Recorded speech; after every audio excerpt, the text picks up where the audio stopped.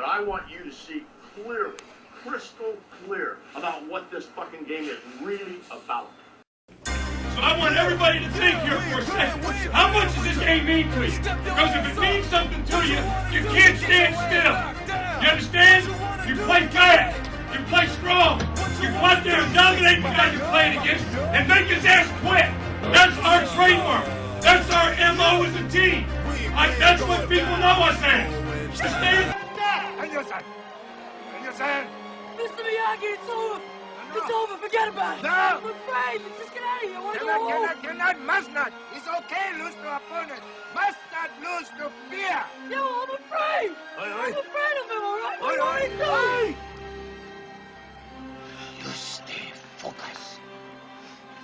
Tell us how your best karate is still inside. Now time, let out. That's the end of the red pin. Fighters on your line. Come on, get up! Get on that line! Get on that line, LaRusso! You're worthless! Your slum teacher's nothing! Get up, man! You're no champion! Get up! You suck, LaRusso! You suck, man! And your teacher's karate shit! You hear me? It's shit! You're a joke, LaRusso! Your karate's a joke, and your teacher isn't worth shit! He's nothing! He's nothing! And you're nothing! I own you! I own you, LaRusso! Where's your little job teacher now, huh? He's a phony, man! He's a fake! And he didn't teach you nothing! Your karate shit, you hear me? Get out! Get out! Come on, Mike! This is what we've been waiting for, right?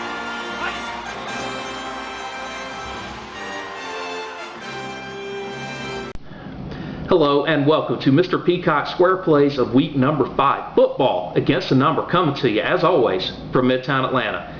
Folks, I'm contractually obligated to talk about last week, so let's go ahead and do that real fast. It didn't go too well, okay? 0-4.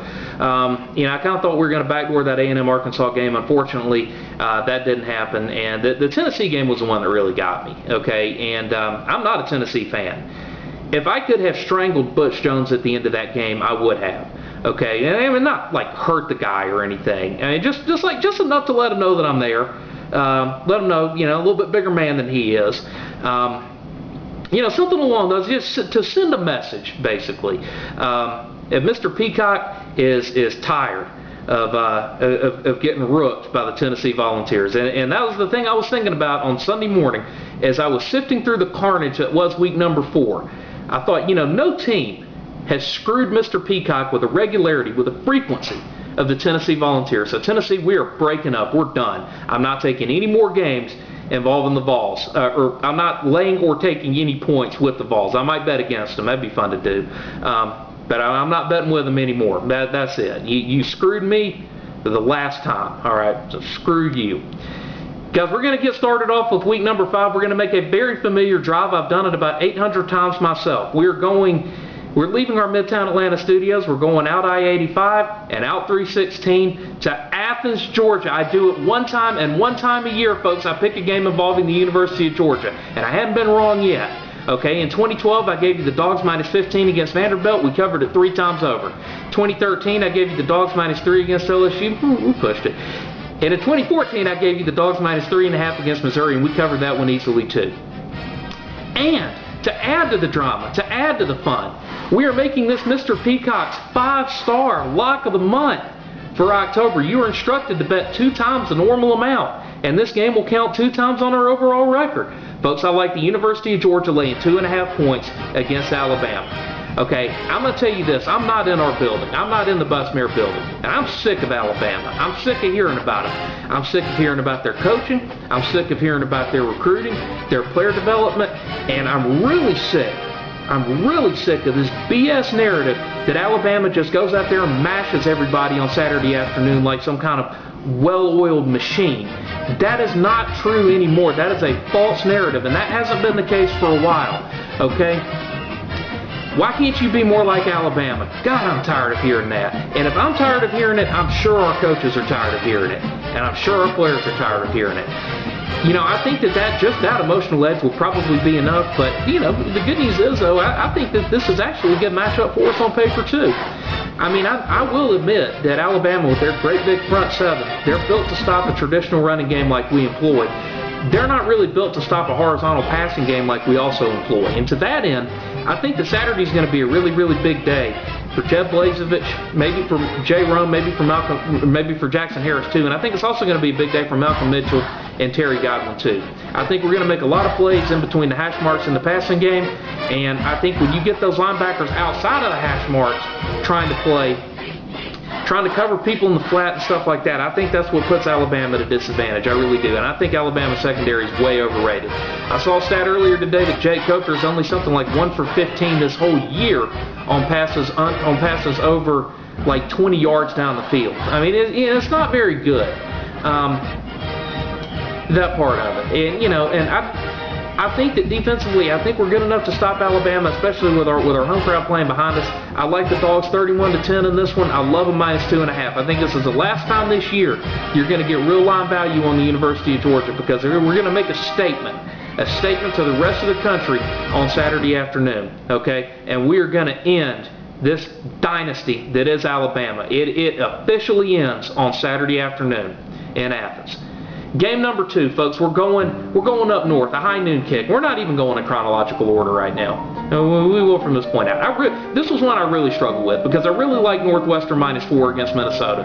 But then I thought, I can see 13-10, 16-13, something like that. And then I thought, well, golly, Mr. Peacock, why don't you just take the under? So that's exactly what we're going to do. I like Northwestern and Minnesota playing a football game under 40.5 points. I will point out that Northwestern this year, against both of the Power 5 teams that they play, Northwestern has yet to score more than 20 points. They have yet to allow more than 10. Those two teams are Stanford and Duke, okay?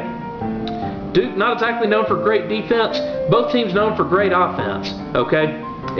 Or very good offense anyway. Northwestern stoned them, okay?